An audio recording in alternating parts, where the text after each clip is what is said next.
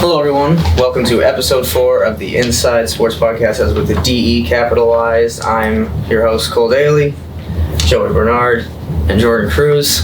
You all know us by now, hopefully. Let's get you started with some dogs at the vet. We got the women's soccer team. They went 1-1 this week, which is all right. You know, they had an early loss against Missouri State on Thursday. They're a pretty good squad. They're actually 4-0 in the Missouri Valley right now.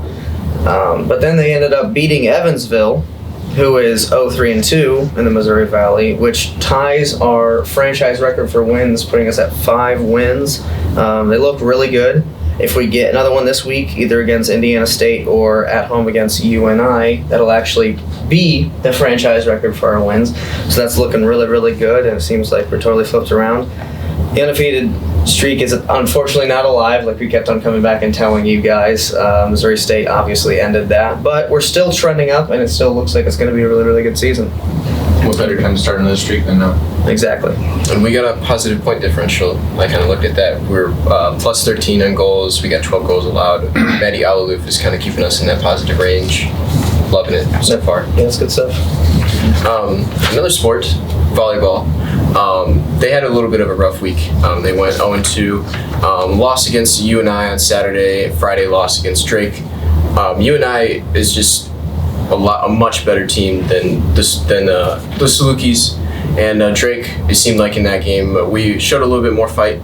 But that was 2 home losses in a row, so that's not the best week for the Salukis, but we'll see if they can come back on Friday against Evansville, and then Saturday possibly against the Sycamores in Indiana State. And like I said, it was just some tough matchups this week for the girls. Those 2 teams that they faced were number 1 and 2 in the conference standings right now, so really just unfortunate to have them at home. And that first set against UNI, I was actually there watching the game. They kind of demolished us 25-6. That was not necessarily the best start to it, and they just kind of pushed the way forwards throughout the rest of the game. But I still like the progression of the team this year. Like we've been mentioning, all the young girls that are starting on the team this year, getting a lot of playing time, really enjoying that stuff. Yeah, they definitely look better. They look good. They were really competitive in the game against Drake, the one that I went and watched, and we got really close. We did end up losing 3-1, but we were competitive in every single set, and we came out from the jump and really looked pretty good. I mean, it's definitely an improvement. Absolutely, and that's something we have to remember through the whole season. I mean, this team is freshman-laden, sophomore-laden, and they're still performing way above what we would think their weight would be. So this is still positive, still 9-7, still have everything in front of us, 2-2 in MVC. We're going to be all right. I love what this team's doing. I love the effort. I love the energy. Yeah. And speaking of volleyball, we will have Bailey Neuberger, senior, here later on the podcast in our next segment. Just chatting about how the team is doing this year so far, and her kind of being one of the only couple of seniors on the squad this year, leading that young team. Yeah. So that'll be fun. Absolutely. All right, now to the American football. Big road win this week against Illinois State, 19-14 in the game that we were up 19-0. At this point, we're just ready to just win the game. It doesn't really matter how much we win it by. A road win in conference is huge. We are now 3-2, which after Northwestern win, that seemed like 2 wins. So it seems like we've been over 500 for a while just based on that alone. But we are 2-0 in conference as well. Next week, we travel to Missouri State, a team that has given us some troubles in the last couple of years. It's sort of a rivalry game. It's same colors. So we can't take them lightly. I know we're not going to. And this game was kind of an unorthodox way for us to win this one. I mean, the ground game has always been big, but we've always got those skill position guys on the outside who will make some big plays. That didn't really happen in this game, but it's good to see that 3-headed monster at running back really take over in this game. The defense was good up until, they led a couple touchdowns there at the end to make it look closer than it really was. Obviously, a turnover would have been nice. And again, when you get into Missouri Valley Conference play, the best conference in FCS football, in my opinion, and I think you guys probably agree with that, you're going to have to create some turnovers. You're going to have to do some things that really swing the momentum of a game one way or another. So, good win. Let's go get another road win next week at Missouri State. Yeah. So you mentioned Missouri State, and I think that Missouri State's one of the weirdest teams in the country to me, because I look at how they're doing in the MVC, and I'm shocked to see that it's 0-2. Mm-hmm. They're a very good team. They really blew our, let's say, high-seeded playoff hopes out of the water last year when they came here and put up, I believe it was in the 40s on us. they're a really talented squad. Earlier in the season, they gave Arkansas a run for their money. They're 0-2. This is a really weird game to me because you could look at it and say, oh, now they're 0-2 and they're coming for us now, when we go to their place. But you could also see it from the same perspective of, they just don't look that good. They haven't looked that good in the past 2 weeks. I think that's going to be maybe one of the biggest wild card games of the season. I just think that's sports. Absolutely. A swing game for sure. Mm-hmm. When we win this one, it's going to give us a lot of momentum. If we lose it, kind of more of the same stuff we've seen the last couple of seasons. So yeah, exactly. Let's go get a win. Mm-hmm. I've been quite impressed with the defense just overall these past couple weeks. They had a lot of pressures last week. 3 sacks. I saw 7 tackles for losses. They did their job to keep the game within reach for the offense. We only needed those 19 points that we scored in the second quarter, and even though the offense kind of sputtered in the second half, defense kind of held up. And I think Illinois State had they were driving down the field. I think it was within the 20 with a chance to take the lead late, and defense came up with a stop. They were clutch when we needed it most. So what more can you ask for? Absolutely. That's really impressive. Well, I guess we'll just go ahead and cut to Saluki space where we were talking to Bailey Neuberger, as you mentioned, catch her up with the team, how it's doing this year, maybe just a couple questions about her personal life. So we'll go ahead and do that. Hello everyone, we're here with Saluki Space and we're here talking to the lone senior on the volleyball team, Bailey Neuberger. She's coming in after they have a pretty good season so far, 9-7 right now. That's pretty good. Coming off to, not bad losses, but it kind of sucks to lose at home, especially. But, you guys are still trending up, and that's why we wanted to talk to you. So, basically, just before we get into anything, do you guys have any sort of pregame rituals? Maybe isn't the right word. Does anybody have any superstitions? You guys listen to any pregame jams? Any snacks? Can you give us just basically an insight into the locker room? Yeah. So we have the same routine, I guess. So we always have our walkthrough and practice 3 hours before the game. We eat 2 hours before the game, and then warm up start an hour before the game. So we always do our walkthrough, and then we get our food. And while we eat our food, we always watch a movie or a show in our locker room. This past weekend we watched Mean Girls, and on Friday, and then on Saturday we watched Despicable Me. So just kind of to keep it light, keep it fun. Yeah. And then we always go over if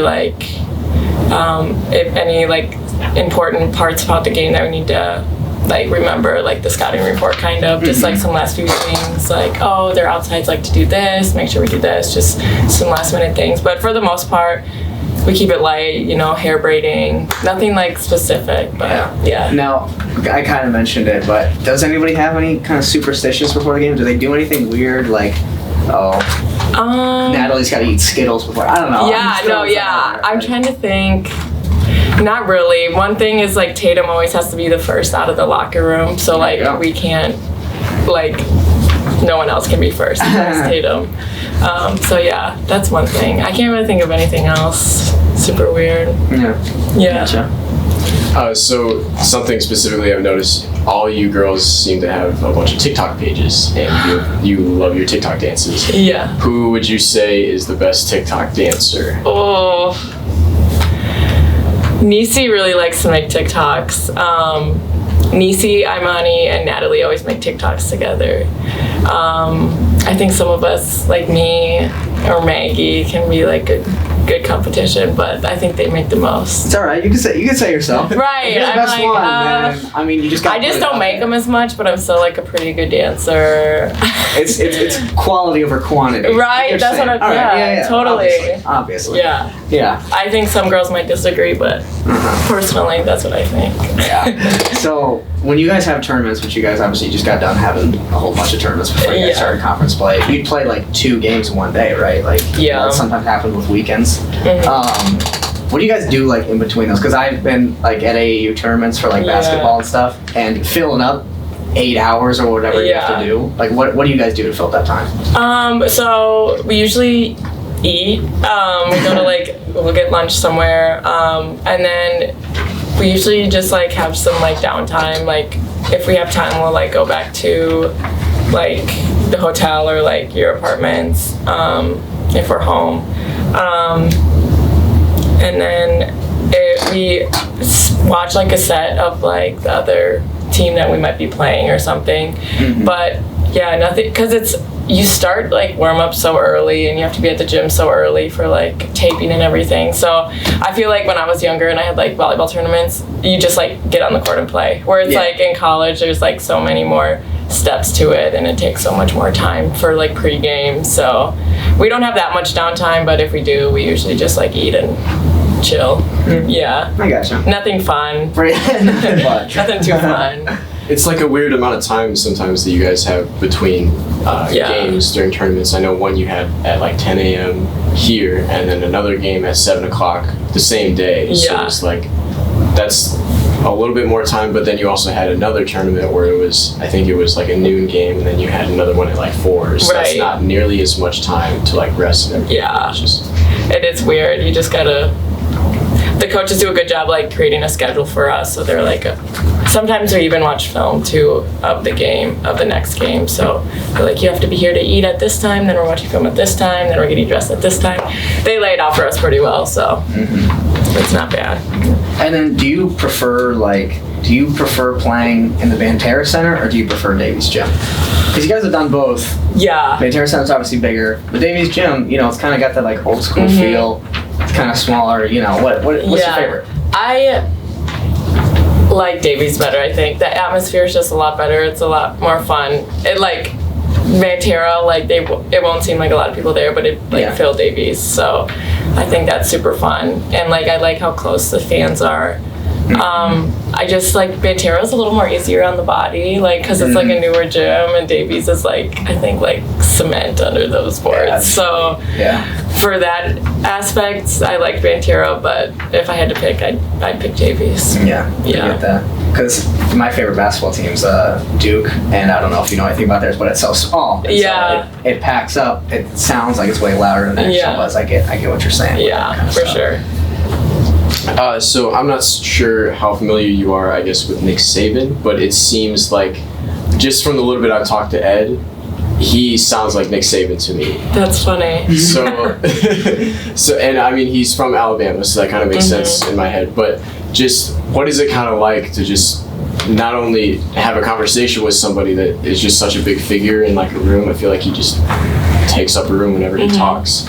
Not only just talk to him, but just be coached by him. What's that kind of like, I guess? Yeah, I think something that is like cool about Coach Allen is that he's very like, he's all about like life lessons and like making us better people, not just better volleyball players. So like every day, like before practice or even in the middle of practice, he'll just like give us like a quick like life lesson about, I don't know, like say, like, make sure you look someone in the eyes and say hello, like, make this world a better place sort of thing. And he's like, you guys, and he just reminds us to be grateful all the time. Like, we're like 1% of like the population, and like how lucky we are to be in the position we are. So like even after like losses or like we're like having a bad day or something, he was like, this is like, be grateful for where you're at. So it's just like, I think that's something super cool about Coach Allen that I don't think you see in a lot of other coaches. That's a good quality a coach should have, you know? Yeah, for sure. But you kind of mentioned it's serious, and guys, we really need to. Does he have a playful side? Does he jab you guys a little bit sometime? Maybe either at practice or for sure. He's actually really goofy, especially with Nisi on our team. They just go back and forth. They love to joke with one another.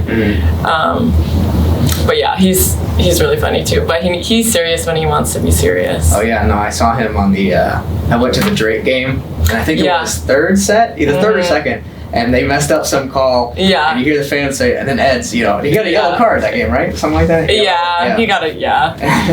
So that's pretty funny. He always has a way to bring some fire into. Yeah, and it's almost like it's nice that he's like fighting for us. So it's like, we don't care, you know what I mean? It rallies the team, gets us hyped up. So we're glad like he's able to fight for us. So it's like cool. So we kind of talked about it earlier. You're the oldest Saluki on the team, and totally. You're the lone senior. Yeah. Just, do you feel like that kind of brings some like responsibilities as like the lone senior, I guess, to like almost mentor the younger girls? Because you guys have a very young starting team too, with like CC and all the other freshmen. Yeah. What's that like? I think it's just, I've tried to this year like take like that leadership role. I'm like the lone captain, so it's like just being like I've been here for 4 years. I know how Coach Allen works, what he expects of us. So just being able to like have good communication with the whole team, so we're all on the same page. Yeah, that's what I've tried to do this year. More of my role. Keep a good like atmosphere in the locker room, which we've done really good. We all get along super well. So yeah, and just like holding those expectations high of what our like we expect as a program and what Coach Allen expects from us too. So yeah. And then you guys have, it's clear, you guys have a lot of freshmen. A lot of young players, a lot of freshmen, a lot of sophomores who are playing up, getting some good playing time. I don't know if there's some animosity maybe with you, but I'm just saying, no, they're good. Yeah. But I'm just saying, you know, what kind of, are there any, maybe you're Coach Allening them a bit with life lessons, and maybe are you saying, okay, we got to do, okay guys, I know you're upset, but try and take yourself in. You know, do you have any sort of, I guess, either adjustments to their game? Do you take on that leadership responsibility with them? What kind of things do you teach the younger girls? How have you helped them in a way? A lot of the things, it's like I've just like helped them more of like as college students. I'm like, okay, like you got to be here at this time, and like just like giving them tips on like how to be more efficient and like how to be like a college athlete.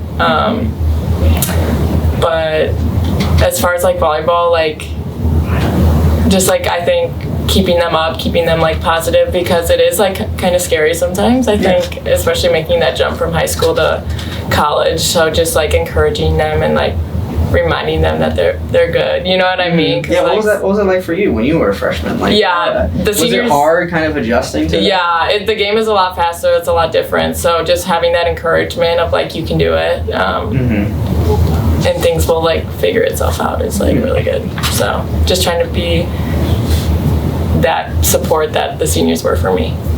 Yeah. I understand. And we mentioned earlier also just how much the team has kind of improved from the past year. You already have more wins than last year. Yeah. I guess just what's kind of different about this year's team? Is it those younger girls that are kind of taking more the leadership role this year than more so than years past? Is that? I think it's a mix. I think the younger girls are like a great addition, but I also think the returning players have gotten a lot better. Like Tatum is awesome, super awesome for us. Anna's doing a good job like leading our offense as like the setter. But our freshmen are making a big impact, and it helps that Imani's back. She wasn't here last year, so having her back and healthy is super. There's just a lot of things that are just like going our way this year than past years, like as far as injuries and everything. And as the camaraderie of the team is just like super awesome. We get along really well. Probably the best team, like as far as getting along. We've always gotten along, but we're just all really similar. So it's like this year, so it's been, I think that's really helped our success on the court too, because we're so close off the court. Yeah. And then, so obviously, you know, the last couple of years, you know, while you've been here, it hasn't been sunshines and rainbows. I think that's pretty fair to say. Yeah. Did you guys kind of come into this year, were you feeling like pressure even from the coaching staff, the fans? Did you guys feel any sort of pressure of like, all right, we kind of got to put something together this year? Not that you guys were playing bad. Right. You guys had a good team. Like you mentioned, there were a lot of things that just didn't go your way in previous years. But did you feel an increased sense of pressure heading into this season? Not really. It was more of like we have nothing to lose. Like, I got you. Yeah, and coach reminds us of that all the time. Like we're at the bottom of the conference. Like what do we have to lose? You might as well go out and ball. You know what I mean? So it's like, just give it your all. And coach has said a couple times in the past couple of weeks, it's like our effort is like the best it's ever been. Like even if we're losing, like the effort, it's not ever like lack of effort. Like every day in practice, we've like just given it our all. So I think that's been good. Yeah, because again, we have nothing to lose. Might as well play as hard as we can. Yeah, of course. Yeah. And we're just past the midway point of the season, and it's your senior year. Yeah. Are you kind of thinking of some of these last couple games just a bit differently, knowing that they might be your last ever, or they will be your last ever, but hopefully it continues on past the regular season. But are you just treating them differently, I guess? Yeah, I just have been, I think, more grateful this year, I think, with everything, just cherishing every moment. That sounds so cliche, but like even just like team dinners or like when we eat or just like spend time, even on the buses when I'm like, this is so awful. Like when there's like 9 hours on the bus. Yeah. It's just like, okay, but you get to spend time with your team and like get to play the sport you love. It's like, I just like really crazy. I'm going to be done with it soon because like it's been a part of my life since I've been like 7. So it's like, yeah, I guess it just made me more grateful knowing that it's coming to an end soon. Yeah. Well, that's pretty much all the questions that we got for you. Really appreciate you doing this interview for us, Bailey. Yeah. Once again, this is Bailey Neuberger, lone senior on the SIU volleyball team. Be sure to go check them out at Davies Gym, or if they're playing a random game at the Bandera Center, I guess. But yeah, be sure to check them out. They're doing really well, 9-7 right now. And we're hoping to really see some improvement on the conference schedule. But yeah, thanks again so much for doing Thanks, guys. No problem. Welcome back to the Told You So segment, where me, Joey, and Jordan are going to tell you which games to look out for this week. Last week, I ended up going 7-1. Looked pretty nice. I had Ole Miss in the Kentucky game. I had Utah over Oregon State, Oklahoma State over Baylor, Bama over Arkansas, Kansas over Iowa State, Wake over Florida State. But he was right on that one. Mississippi State beat Texas A&M, and then I had Clemson over NC State. It was a really good week of football last week. I thought there was a lot of really good ranked matchups, a lot of good stuff. And obviously we're doing well. Currently sitting at 14-7 for the year, so that's feeling pretty good. But let's move on to this week. Personally, I kind of thought this should be college game day. I know that TCU and Kansas are like having a lot of fun, but it's kind of the Red River rivalry, you know what I'm saying? Absolutely. So, I mean, granted, I'm a Texas fan that's a little bit biased, but I feel like, you know, it's probably top 3, top 5 rivalry in football. I feel like maybe it trumps everything. But what do I know? This one's really dependent on the QBs, if we're looking at it. Absolutely. If Quinn Ewers is back and fully healthy, I like Texas in this one. If Gabriel is back and fully healthy, kind of leaning towards Oklahoma. But if Gabriel's out and Ewers is fully back, expect Texas to win. If Ewers is gone and Gabriel's back, expect them to win. Like it's really going to be a battle of the QBs more than anything. It does make me a little nervous that Ewers has been out for 3 games and then he has to jump into this very, very heated rivalry. Absolutely, yeah. But if Gabriel's out and he's playing, I think his name's like Davis Baville or something like that, I think Texas has a really good chance. To me, I'm going to go with Texas. I'm going to go with my heart. I'm going to go with my heart. I want to see Ewers pull it out. I want to see us take that next step. I'm hoping that it might get us ranked again, but who knows, you know. I do think that they're a really, really good team, and it's going to be a good one. It's going to be a heated one because both of them are coming off of lackluster seasons so far, so I feel like the heat is even going to be ramped up because they feel like they have to prove something. Definitely. And so this week, a new kind of addition to what we're going to do here. Every time you guys make a pick, I'm going to give you guys some stats that may or may not back up what you say. If you go along with the stats, I mean, some of these are pretty convincing. Mm-hmm. So this first one, for example, since 2012, Oklahoma is 5-0 in this game when heading into the Red River Shootout, having already lost a game earlier in the season. So remember in 2020, they lost to Iowa State and Kansas State back-to-back. This year, they and beat Texas the week after. Now they've lost to Kansas State and TCU back-to-back. So in this spot, they are 5-0 in their last 5 games. So the stats don't back you up. Now, my heart agrees with you that I hope Texas wins this game because I feel like they don't do it enough, or at least they haven't recently. Yeah. So it's not really a rivalry if only one team. My heart says Texas as well, but Oklahoma is 5-0 in this spot. That's an interesting stat, to say the least. Yes. That's kind of convincing. Makes me. My pick was going to be Texas, but I don't know. That's making me change my ways, I guess. But I'm kind of in agreement with Cole, I guess. If Ewers stays kind of healthy, I just think Texas can kind of do their thing. But also, Oklahoma seems to be doing best against their unranked opponents this year. Who knows if that'll continue against Texas? But we'll see. I think another really interesting thing to point out is last week you saw them against Kansas State. Not last week, but I guess 2 weeks ago. Sorry, 2 weeks ago you saw them go up against Deuce Vaughn, and what have you exposed from Oklahoma's defense? Right. You run it up the gut, and you run the ball heavy. Mm-hmm. Just so happens Texas has the number 1 running back in the entire country in Bijan Robinson. Mm-hmm. I really think they take advantage of that. Not only Bijan, but they have Rashan Johnson, they have Kijani Robinson. I mean, they have almost 100 backs they can throw in there to make plays. I hope we see somebody break out. I want to see Xavier Worthy put up a little bit more. I know that he's still a great wide receiver, but I'm still going with Texas. Maybe even if Hudson Card's in there. That's a lot, but still. For the next game, we have Arkansas and number 23 at Mississippi State.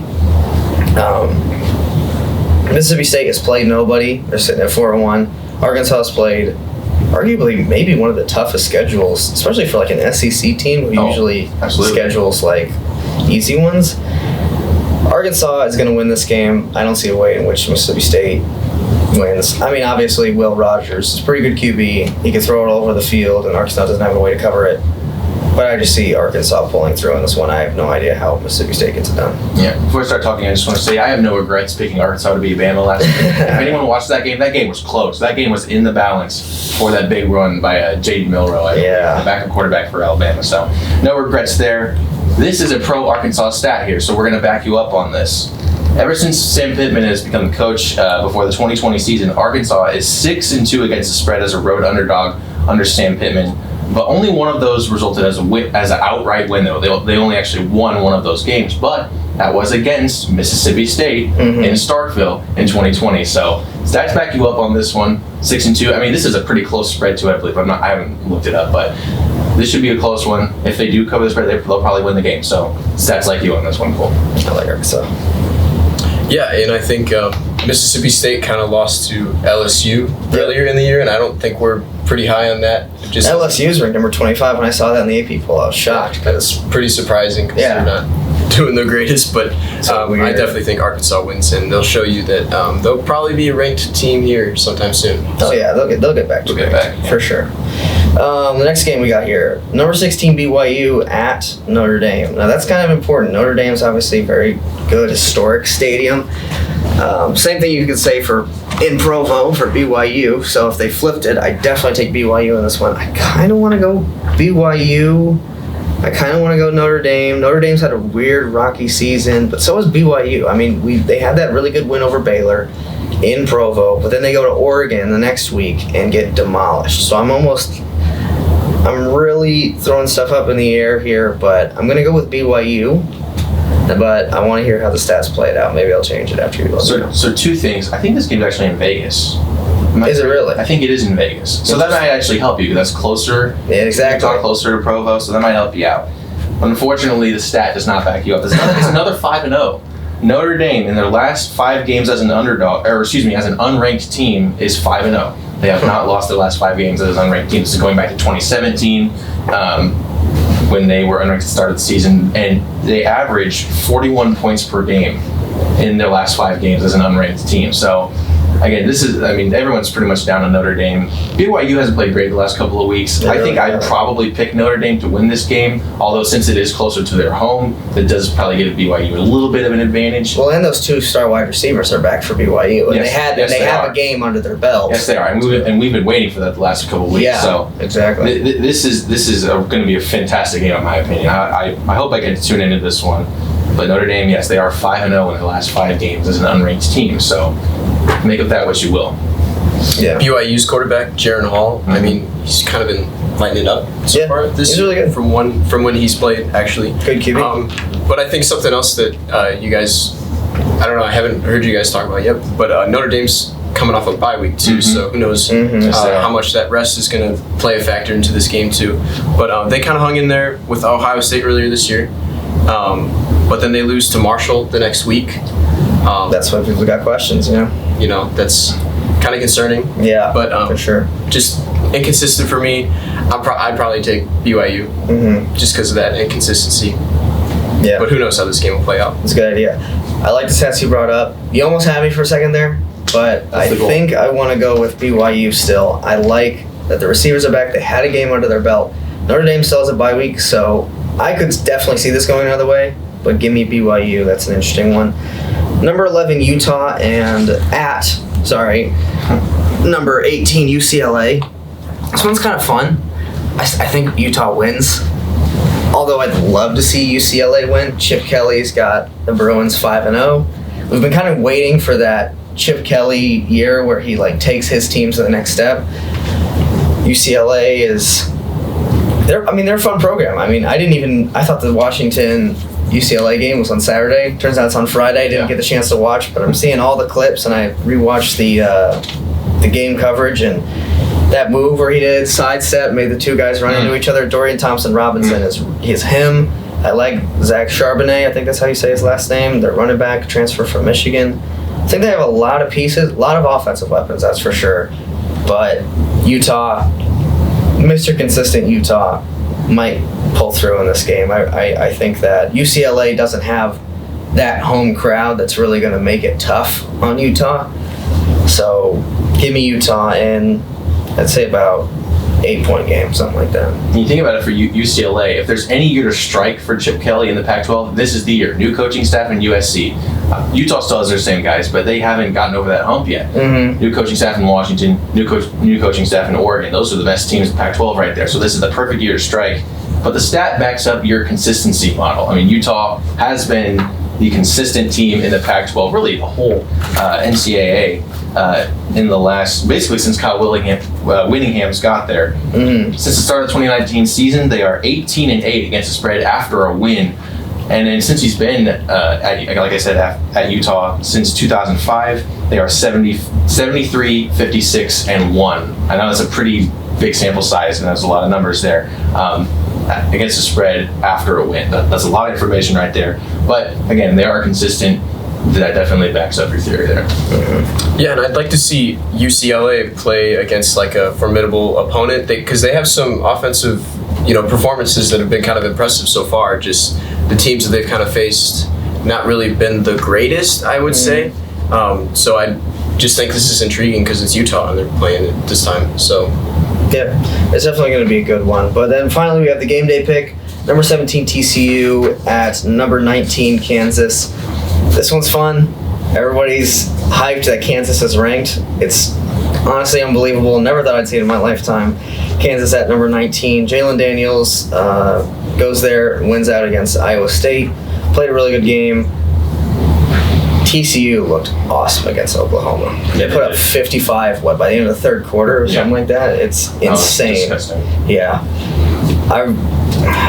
It's weird, though, because I know that TCU is starting their backup, Max Duggan, but Max Duggan looks better than what they had to start the year. They've got a lot of good pieces.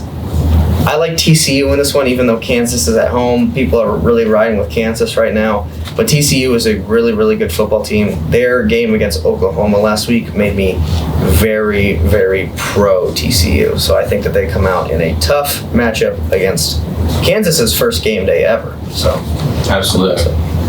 And that was a spot where I thought Oklahoma was going to bounce back after the bad K-State loss. And that might speak to how good TCU is. Maybe TCU is just really good this year under Sonny Dykes in his first year as head coach there.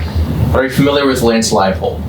Yes. Lance Leipold is the guy who, especially after Wisconsin just fired their coach, he's the name that everyone's going to try and scoop up. Nebraska. He's the name everyone's going to try and scoop up this offseason. Former coach of Buffalo, of course, too, before he came to Kansas. When he was at Buffalo, he was 10-3 against the spread as a home underdog. Went to Kansas last year. He was 2-3. That's a step up in class for sure. Playing, Lincoln Riley's Oklahoma, playing Texas. He's still 13-6 against the spread as a home dog since he took over for Buffalo in 2015. So he if he loses at home, he likes to keep it close, and he might just outright beat you. So this will be one heck of a game to watch. Game day is going to be there. It is still 11 a.m. kickoff on Fox Sports 1. So I know that kind of takes a little bit of luster out of it. I feel like they could have moved some things around a little bit. Yeah, not saying the Red River rivalry should have moved down, but it is what it is. I think. I think it's going to be a fantastic game. Now, before we talk about that, did either of you guys get screwed over with the ESPN Dish thing that happened over the weekend? You don't know about this? I did not know about this. ESPN Dish. So Disney and Dish, their deal expired. Oh, really? I couldn't watch anything on ESPN on Saturday, so it was not a good time. Not a good time for me. I'm not a dish guy. My grandparents are, but I'm not. Well, yeah, unfortunately, I got the short end of the stick there. But anyways, what do you think about TCU? Oh, no, I was just about to say, Kansas seems like a really likable team this year. I feel like you said, everyone's kind of rooting for them, I feel like. So, but TCU, I don't know if Kansas can keep up with their offensive firepower that they got there. So I would definitely pick TCU just because of that, I guess. And one last nugget, Iowa State should have beat them last week. Their kicker missed 3 field goals. Yeah. Another pick I don't regret making. Their kicker was not Oh my God, they should have beaten Kansas. But maybe that's just the magic Kansas has. That's right. So. Yep. Rock chalk, baby. Yes, sir. Alrighty, well, and just a quick refresher on the Heisman Trophy odds. CJ Stroud seems to be running away with it. Granted, I think it's important we throw this out there. I'm not trying to be all anti-CJ Stroud, even though I kind of am. But, I mean, who are they playing so far? He's going to throw for 4 touchdowns. That's an awesome offense. The Big Ten, people always make the joke, when the SEC's tough, it's more competitive than when the Big Ten's tough, they're just bad. The Big Ten is kind of just bad right now. I mean, it's Ohio State, Michigan, Penn State, About it. and then the field. I mean, Penn State's not even... Yeah. I mean, I still got them in my top 10. I think that's correct, but nevertheless. Do you still like your Caleb Williams pick? I don't know if I love it as much anymore, just because I don't think anybody's even watching it because they play at 9 o'clock. I feel like that's a weird thing. I thought there'd be, this sort of narrative of he's bringing USC back, right? But I don't know, with how I saw them play against Oregon State, with how I've seen them play this year, just in terms of like allowing points and doing stuff like that, I really don't know if they're going to fall within that potential open playoff spot. That's going to happen if a Georgia, Alabama, Clemson, any of those teams just happen to lose one of these games. Because that's what it's all about. That's what it's all about. Is you got to have that moment. Aiden Hutchinson last year, he was put into the Heisman Trophy race because of his really, really good game against Ohio State. Bryce Young was a Heisman favorite, but everybody knew he was going to win when he had that game-winning drive against Auburn. CJ Stroud had the numbers. I think he probably had a good game in there. I mean, he does have a good game. He definitely did. Yeah. But I'm just saying he had the numbers to throw him in there. Yeah. That's what you're going to see this year, where Caleb Williams, beating Utah by 14 on the road or something like that. Like, that would have to be his Heisman moment, and no one would really care because Utah, as much as we talk about them being Mr. Consistent, CJ Stroud throwing for 325 yards and 3 touchdowns against Michigan, who might be number 3 ranked at that point, is going to look a whole lot better. Speaking of Michigan, though, still keep your eyes on Blake Corum. He's scoring a touchdown about every single game, which is going to get him, once again, the numbers. He's a really good running back. I've always liked him. I'm glad to see him kind of jump to the top. And, just keep your eyes on him. I don't know if you want to do anything, but just keep your eyes on him. Yeah. As for the NFL side of things, I was pretty happy with my picks this past week. I went a 5 for 5 week, so let's go. It's pretty impressive. We got that. There you go. Pretty impressive. Cowboys beat the Commanders, Bills beat the Ravens, Raiders beat the Broncos. I was pretty proud of that pick because I picked the Raiders to get their first win of the year. My Packers survived a duel with the Patriots and their third-string QB.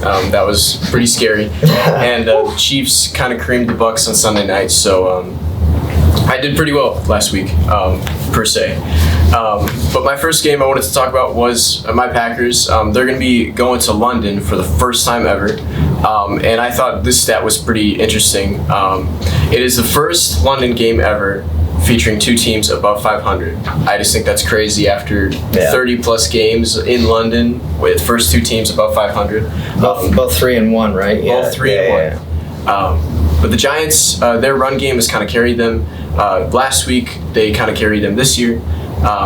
They have the number 1 rushing attack in the NFL, and I think a lot of that is for sure Saquon. But I think more than what people realize, that is also has to do with Daniel Jones, and he actually just got his ankle sprained this past week against the Bears. So I think that might diminish a little bit their rushing attack. Yeah. Who knows who's going to start that game, because he's got that ankle sprain. Tyrod Taylor, he's got a concussion. So it might be their third string, and honestly, I couldn't even name you their third string, to be honest. So no chance. I think Davis Webb, I believe. Davis Webb. I think Still on the team. I think, don't quote me on that. Well, I was playing like Madden 18, and he was their backup QB. Yeah. What a guy to have as your third string QB right now. But I think Green Bay will probably win this one just because of their ability to pass the ball is going to be diminished. I don't think they could pass the ball very well anyways. And I just think the Packers pass rush is too crazy. Also, just one thing I wanted to bring up, Rashan Gary, he is number 2 in odds for Defensive Player of the Year right now. I just think that's crazy because the dude was not even a thought in people's minds heading into the season. He kind of wreaks havoc on all lines, so I'm really liking what I'm seeing so far this year. Packers win, but I think it'll be another close one just because the offensive ineptitude this year from Aaron Rodgers and the offense. But is Rashan Gary a Michigan guy? Is that? Yeah, he is. I'm pretty sure. He's the classic case of a guy at Michigan who's better in the NFL than he was at Michigan. Yeah, he was. He was really good. He was kind of silent all the Ohio State game. Yeah, I like your pick. I like Packers in this one. If the Giants are rolling out Davis Webb or John Doe, I think that even if they rolled out Daniel Jones, who I think is a bottom 5 QB in the league, I like the Packers in this one. Packers scare me, man. What's going on with your team? I mean, they lose to the, as we've coined them, the Minnesota Vikings, Minnesota Vikings. And they're competitive with this Patriots team that has Matt Patricia as their offensive coordinator. Bailey Zappi are running out there. Bailey Zappi was awesome in college, awesome at Western Kentucky, but what is he even now? I mean, he's not an NFL guy. There's no way he's an NFL guy. How does that happen? How do you get in overtime? Tell me your notes on the game. Just for whatever reason, the Packers' front 7 on their defense, like, they just can't stop the run. Yeah. They're not. That's their weakness per se, but they can do all they want with a pass rush. I just wish every QB just dropped back to pass or tried it, but they don't want to because that front 7 is just going to demolish them. Preston Smith, Rashan Gary. So I think it was mostly that run game for the Patriots that just kind of turned on. I mean, they're going to run the ball more because of Bailey Zapps in the game, but I think he was from Western Kentucky. Western Kentucky, that's right. And I heard he kind of lit it up there in college. So yeah, he broke the record. I'm surprised Belichick didn't at least try to pass it a bit more, even though he did kind of look good whenever they did pass the ball. He was kind of unwilling to let him pass the ball in the clutch moments of the game. Belichick's game plan during that game was kind of to stop them from losing rather than trying to win. And I wouldn't like that for my coach. So I feel like the coaching effort in that game kind of gave Green Bay the win, per se. But possibly. For my next game, I got a stat. You can't bring up stat. Quick stat. I don't mean to do that, but Giants are 4-0 in neutral site games since 2006, including 2-0 in London games. And like you mentioned earlier, Packers have never gone to London before, never even played any game outside the United States in their entire franchise history. So that might be one thing I think about. Just throwing it out there. That's weird. Those Giants are 2-0 again. I'll say that again. Very interesting. I'm very excited to see them play outside. Although I'm kind of mad that they took away a home game for Green Bay for that, because Green Bay really values any time they get to play at Lambeau. So are you gonna get up for that one? I am gonna get up for that one, even though I might get like 4 hours of sleep that night. We'll see. My next game, I got Eagles Cardinals. Jalen Hurts' season, man. I predicted that before the season started. Continuing his MVP run. I think the Cardinals might also be in the running for most mid-team of the year, because I feel like they can just beat all the bad teams, but I don't know if they can really compete with any of the big powerhouses. They're just kind of middle of the pack. Mid is being nice to the Cardinals, in my opinion. I don't like the Cardinals at all. Yeah. I really don't. I think Kyler Murray gives them a shot in every game, but they play backyard football. I think we're really going to see down the line, we're going to see them drop. Oh my God, the Cardinals have lost 4 in a row. They've lost by, they're playing in the NFC West, which, as bad as the Rams looked last night, the Niners are still good. Seahawks are kind of competitive. I think that Cardinals, I'm not saying they will finish last in the NFC West because the Seahawks are obviously not very good, but gosh, if you told me that, I wouldn't be surprised. So that just kind of brings up a question in my head. What's your NFC West kind of look like just to finish the year? Well, based on what we've seen so far this season, it's really weird because the 49ers lose to the Broncos, but then play a fair game against the Rams. Rams have a Super Bowl hangover. Honestly, in terms of teams that have, in the NFC West, that have, like, blown my expectations, it's expectations, right? That's not how good they are. Seahawks are the only ones that I've been impressed by. I mean, they put up 48 points against the Lions. I think Geno Smith is a guy we have to consider as a starting QB in the league. The guy's good. He's leading the NFL completion percentage. I like him a lot. I hate the Cardinals. I hate them. They're not making the playoffs. Hate the Cardinals. Hate them. Just want to make that clear. But I guess if you put a gun to my head, 49ers 1, Rams 2. 49ers won? I know, it feels insane, but I mean, you saw the game last night. Matthew Stafford, Mr. Turnovers. I mean, he can't keep care of the ball. And 49ers have a really, really good defense. Really good. Jimmy G. I'm kind of pro Jimmy G. I saw that Broncos game, which is hilarious to even say that. But he's a game manager. They'll run it with Jeff Wilson. They'll get the yards that they need. Deebo Samuel's a giant playmaker. I think I have to go with the 49ers. We were talking about the NFC West being so strong. Are they even? I wouldn't even say that they are. But can they play well against anybody else besides the Rams? That's what I'm saying. I know. I completely agree. But like I said, I mean, who've the Rams played well against? They started the season with a devastating loss against the Bills. What did Matthew Stafford throw 4 picks in that game? I mean, he looked terrible. The Rams, then they play the Falcons next week, and they're up 27-0 in the first half, and then the Falcons have a chance to win at the end of the game. Nobody's looked good in this division. I mean, it's funny to talk about them like they're the AFC South, but gosh, they don't look good. I don't like it. And I saw your pick. You picked the Eagles. It's a good pick. I don't see why the Eagles couldn't get rid of this lowly Cardinals team. That being said, like you mentioned, the only reason that they're mid, in your opinion, Kyler Murray. Kyler Murray. I think Kyler Murray could go off. Run that offense, basically. Yes. So, I mean, like I said a couple weeks ago, he's kind of like a toddler just running around there that just stole a fork from his mother that's trying to chase him around. Yeah. I mean, yeah, I don't really like much about the Cardinals, I guess, besides him. So I'm picking the Eagles in this one, 30-20. I feel like it might be a bit more of a margin than that, probably a bit. It might not be. It might, because like I said, Kyler Murray can light it up. We've talked about it many times in this podcast. He's like a basketball player. He's like a star basketball player where he's going to have an incredible third quarter that puts the Cardinals into the competition. I see this as one where, if your score ends up being correct, it's probably going to be 30-13 with a minute left, and the Cardinals are going to be a garbage time touchdown. Yeah. Make it look a little bit closer. And as we all know, the Cardinals stink at home, and the stats reflect that. Cardinals are 9-17 against the spread ever since Kyler, as the home team, ever since Kyler has become the quarterback there. And now we all know why. It's because Kyler plays Call of Duty on weekends. I'm not sure. Is it a double XP I'm weekend? not sure if it's a double Is XP it a double weekend. XP weekend? That's something that we definitely I don't really care. He'll probably still play anyway. 9-17 at home against the spread. That's bad. I don't even think the Bears are that bad at home against the spread. So yeah, not great for Kyler and company. My next game, I think we were just talking about the Rams and the Cowboys.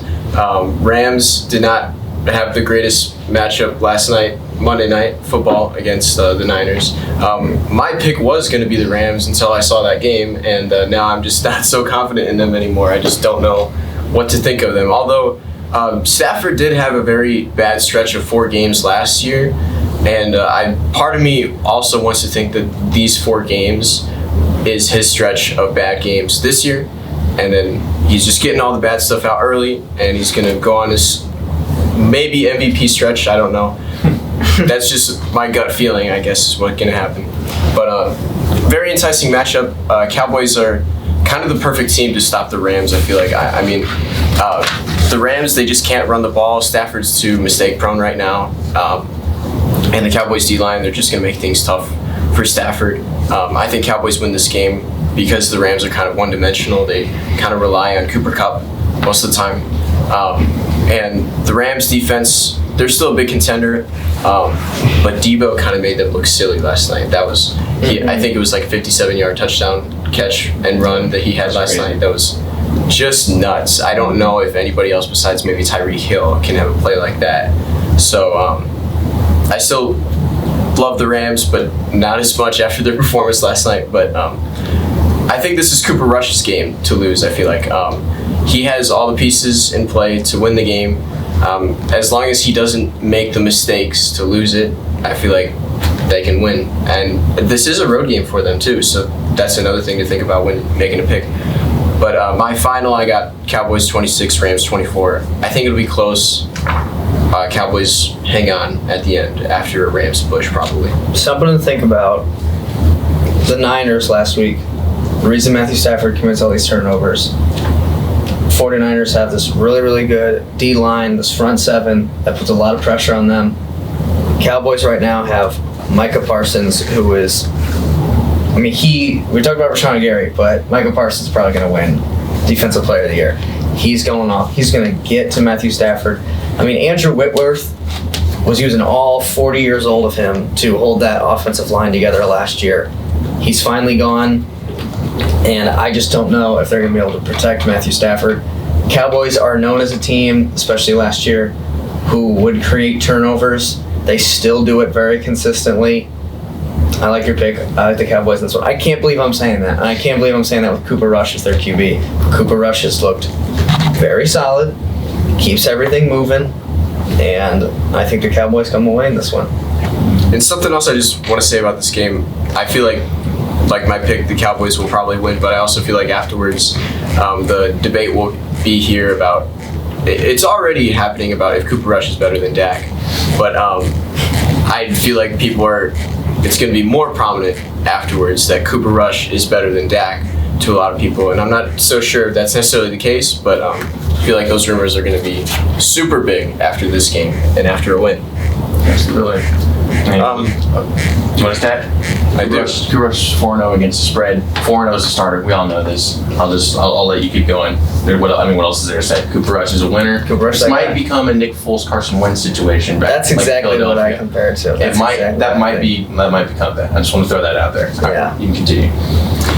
So I just got my next game. Another interesting matchup. This one's a divisional one. Bengals versus the Ravens. This is Sunday Night Football. Finally, a good Sunday Night Football game, by the way. Sick of watching the Broncos, sick of watching the Cowboys. Bengals and Ravens, it's a good one. I like it. Yeah, I think Bengals, they got a half bye week after they played on Thursday night. And Joe Burrow, he hasn't thrown a pick since week 1. So he's been better in recent weeks.